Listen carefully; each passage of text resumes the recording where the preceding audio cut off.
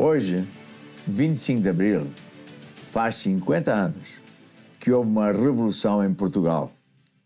Estou em Angola, mas não quero deixar passar esta data sem fazer alusão à importância do 25 de Abril.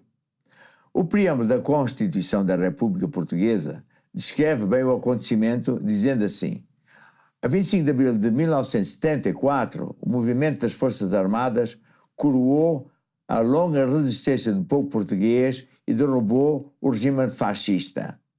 Libertou Portugal da ditadura da opressão e restituiu aos portugueses os direitos e liberdades fundamentais. A Assembleia Constituinte, aquela que fez a Constituição, do qual por acaso o nosso Presidente atual da República fez parte, decidiu defender a independência nacional, garantir os direitos fundamentais do cidadão, habitação, saúde, justiça e ensino, e estabelecer princípios basilares da democracia. A democracia não é o que muita gente fala aí, a democracia é um Estado em que todos temos direitos, mas há regras para que isso aconteça. Isto está estabelecido na Constituição. E diz também que quem fez a Constituição decidiu assegurar o Estado de Direito português, o Estado de Direito democrático, ou seja, em que tudo funciona com leis, que ninguém é acima da lei, etc. Bem, os sucessivos partidos que têm governado Portugal até hoje, ao longo dos 50 anos, são o partido PS, Partido Socialista, e o PSD. Os frutos são péssimos, porque ao fim destes 50 anos, o que é que a gente vê? Que os portugueses estão a passar muito mal. E porquê que isto acontece? Porque ao longo dos anos, esses dois partidos, principalmente o PS, têm governado não a favor do povo, mas a favor dos seus membros, do seu partido, e roubando os direitos ao povo, usando os dinheiros dos impostos e de IVA, não para os direitos fundamentais que a Constituição garante, mas para fim deles próprios, para os negócios deles. E, portanto, temos hoje, ao fim de 50 anos, problemas gravíssimos na habitação. O estado de saúde é caótico, não há hospitais e não há médicos e bem fora. A educação está num caos e a justiça é uma vergonha. Até às últimas eleições, até às penúltimas eleições, a abstenção era de 60%, porque o povo dizia: não adianta votar, porque eles não obedecem a nada. Mas nas recentes eleições, o panorama mudou radicalmente. Claro que os velhos membros do PS e do PSD se revoltam, insultam os portugueses que não votaram neles e usam-se de jornalistas e comentadores da televisão para dar voz aos muitos insultos que eles fazem. Mas o tempo mudou e o tempo não vai parar, não vai voltar atrás. Perguntaram recentemente ao Manuel Alegre o que seria fazer uma revolução hoje, nos dias de hoje. E ele disse algo assim: revolucionário seria nós darmos conteúdo na prática da vida àquilo que está na Constituição. Ou seja, ser revolucionário, fazer uma revolução hoje, seria dizer assim: vamos pegar na Constituição e levá-la a sério. Que revolução fantástica! Isso é que era uma revolução digna. Vamos agora ver alguns artigos que para mim são chaves da Constituição. Logo o primeiro artigo diz que Portugal é uma república soberana, mas cada vez mais os partidos que eu mencionei obedecem mais à União Europeia e se deixam roubar da soberania nacional. Isto é crime, é traição contra Portugal. Depois diz que Portugal é uma república soberana baseada na dignidade da pessoa humana. Com tanta gente a morar na rua, cada vez mais, à chuva, ao frio, a passar fome, com mulheres a terem que se prostituir, para ter dinheiro para a comida dos seus filhos, com salários confiscados pelo governo. Portanto, atitudes de verdadeiras bestas. Salários confiscados nas casas onde há mulheres, crianças e bebés. Não há o mínimo de dignidade. É um Estado, não é de direito, Estado de dignidade humana, é de besta. Porque depois eles usam esse dinheiro para os próprios fins deles, dos partidos. É evidente que os partidos não trouxeram dignidade nenhuma, é antes pelo contrário. Depois temos o artigo 3 da Constituição, que ainda é mais fantástico, porque diz que a soberania reside no povo, ou seja, o povo é que é o dono do país. Até na Revolução de 25 de Abril dizia-se o povo é quem mais manda. Bem, mas o povo tem que exercer o seu mandato, a sua soberania, de acordo com a Constituição. E foi exatamente isso que esses partidos fizeram, foi esconder a Constituição, a ponto que os próprios juízes me ensinaram a mim, os do topo, que é de propósito que eles não ensinam isso nas universidades, onde se fazem advogados e de onde saem os juízes, porque eles não sabem a Constituição de propósito. Diz o artigo 2, o artigo 3.2, que o Estado subordina-se à Constituição e funda-se na legalidade democrática. Ou seja, o Estado devia obedecer à Constituição. Eles não ligam nenhuma. Eles nem sabem o que é a Constituição, porque para eles, se eles foram eleitos, eles possam, querem e mandam, e o resto não importa. Diz mais que a validade das leis, ouça bem, e os atos do Estado, do poder local, regiões autónomas, etc., ou qualquer entidade pública, depende de estar em conformidade com a Constituição. Ou seja, uma lei ou um ato do Estado ou de uma entidade pública só é válida se estiver de acordo com a Constituição. Não faltam leis e atos do Estado absolutamente fora da Constituição, de propósito fora da Constituição. Portanto, são atos totalmente ilegais, praticados por esses dois países. Por isso, embora tenhamos uma Constituição fantástica, o povo português está a sofrer imenso porque não obedecem. Agora, é interessante saber o seguinte: um país como Portugal, democrático, etc., se rege à semelhança de uma empresa que tem 3 órgãos: os donos, o Conselho de Administração e o Conselho Fiscal. No caso de Portugal, um país democrático, República Democrática, os donos são os portugueses.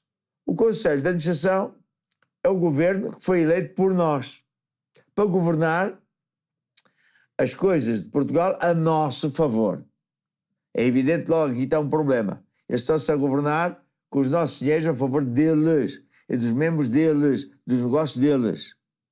Mas há o terceiro órgão, que é o Conselho Fiscal, que, numa empresa, fiscaliza mesmo os atos do Conselho de Administração para que os donos da empresa não sejam roubados.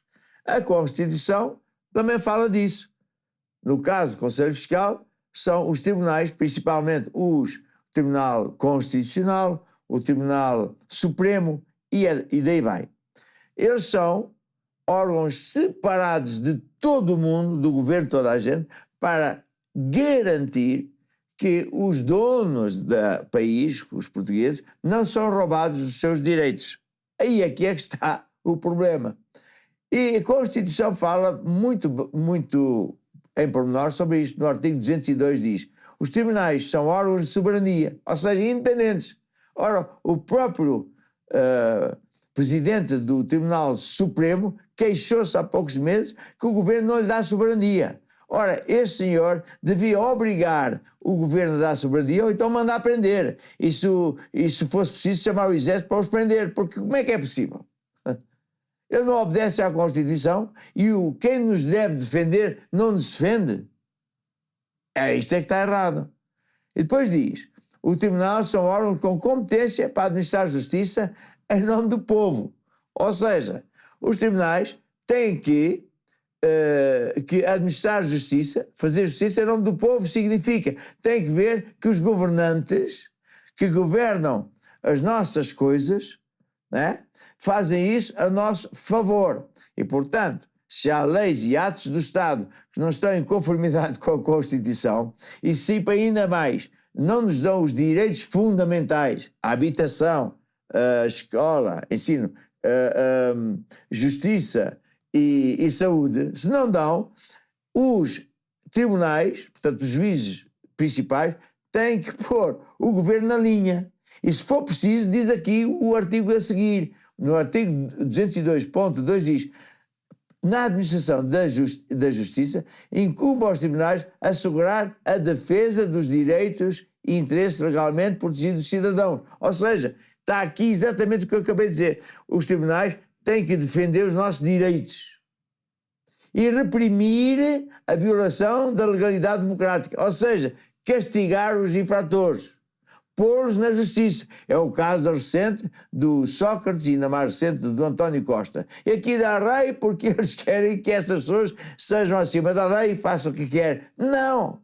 O que está a acontecer hoje é que esses dois partidos conseguiram fazer Portugal chegar a este estado em que nem só os portugueses não sabem os direitos que têm, nem eles, nem os juízes e advogados, etc., não sabem nada disto, e, portanto, eles é que mandam, de propósito.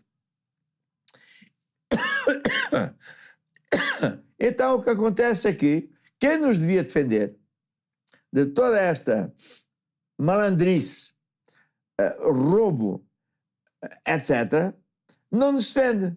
E, portanto, os juízes de topo se tornaram não só corruptos, mas criminosos. Eles não fazem o trabalho deles. É crime, punível até pela lei. E se tornaram traidores para com o povo. Ou seja, os dois partidos, PS e PSD, principalmente o PS, conseguiram levar o povo a pensar de outra forma. Que eles já estão certos, nunca fazem nada disto e nunca são punidos. E quando são punidos por parte dos juízes que são honestos ou dos investigadores que são honestos, sempre tem os outros que estão a pago, a mandato desses partidos para dizer que não é bem assim. Então, é onde nós estamos. Estamos a celebrar 50 anos de 25 de Abril e não acredito que haja algum português que esteja feliz. Não. Nós não nos revemos nas festas que forem fazer. Então, qual é a solução? Quanto a mim, só há uma. É os portugueses se unirem cada vez mais e mais com quem nos quer defender os direitos. Sem medo, nem ficar ofendido com os insultos sucessivos de quem é do PS e do PSD, pelo facto da gente não gostar deles ou pelo facto da gente não acreditar neles. Não! Vocês têm que pensar assim, afinal, eu sou português e não me estão a dar os meus direitos e eu vou continuar a votar neles, pelos frutos é que se vê. Então, onde é que eu devo estar unido? Acima de tudo, unido em redor da Constituição, de quem nos represente no Parlamento, a fim de que a Constituição, de facto, se pratique, que aconteça, a fim de que em Portugal, os infratores que sejam punidos por não fazer aquilo que são obrigados a fazer, para que os dinheiros públicos sejam usados a favor do povo, principalmente nas áreas fundamentais, a habitação, a saúde, o ensino e a justiça. Portanto, em vez de estarmos unidos a um partido só porque eu sempre fui do Benfica ou do Sporting ou do PS ou lá o que é, devíamos pensar diferente. Devíamos ser altruístas, devíamos pensar nos dois mandamentos de Deus. Amar a Deus acima de tudo, primeiro mandamento, e o segundo é amar o próximo. Não é sermos egoístas. Então, a nossa união devia ser em redor da Constituição. Fazer com que a Constituição de facto, aconteça na prática do dia a dia, como Manuel Alegre também disse. A revolução hoje era a gente fazer uma revolução e dizer a partir de agora a Constituição é mesmo para valer. Então, sim, um dia nós poderemos celebrar um 25 de Abril que faz sentido e que funciona. E pronto, esta é a minha opinião para este dia tão importante que é o 25 de Abril.